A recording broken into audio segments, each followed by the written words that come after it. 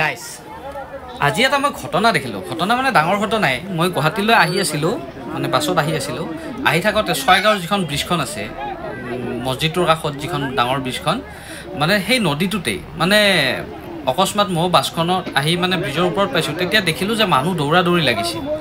আৰু তেতিয়াই দেখিছোঁ মানে পানীত এটা মানে এগৰাকী মহিলাৰ মানে দেহ এটা এনেকৈ পানীত ভাহি গৈ আছে। এতিয়া গম নাপালোঁ জীৱিত নে মৃত, মানে পানীত একদম ভাহি গৈ আছে তেতিয়া। আৰু মানে 1 মিনিটৰ ভিতৰতে একদম মানুহ তাতে বহুত মানে থুপ হৈ গ'ল। আৰু কিবাকৈ মানুহ দুজনমান এনেকৈ নামি গৈ লৈ আহিলে, এনেকৈ উদ্ধাৰ কৰি লৈ আহিলে। আৰু আমাৰ বাছখন তেতিয়া অলপ মানে ৰখাইছিলে তাতে।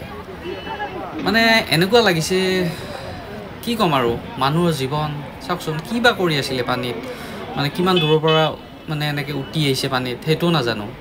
বা মানে ভালকৈ গমো পোৱা নাই এতিয়া জীৱিত এনে মৃত এনে কি ধৰিব পৰা নাই।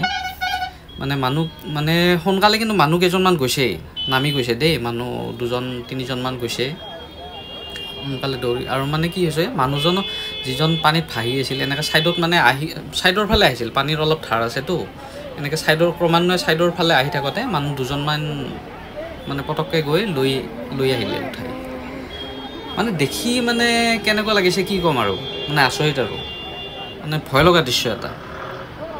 বাৰু যিয়ে নহওক, ভিডিঅ'টো মোৰ দিব ইচ্ছা নাছিল, তথাপিও দিলোঁ। তাৰমানে কি হ'ল, মানুহৰ জীৱন কি হ'ব, মানে ক'ত কেতিয়া কেনেকৈ কি হৈ যায় ধৰিবই নোৱাৰি।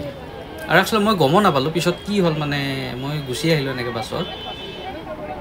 এতিয়া নাজানো আৰু কি, মানে জীয়াই থাকিলে আৰু ভাল হয় আৰু ভগৱানে জীয়াই ৰাখক মানুহগৰাকীক। এই আৰু বহুত দুখ লাগিল সেইটো ঘটনাটো দেখি। আৰু মানে মুহূৰ্তৰ ভিতৰতে মানুহ একদম জমা হৈ গৈছে তাতে,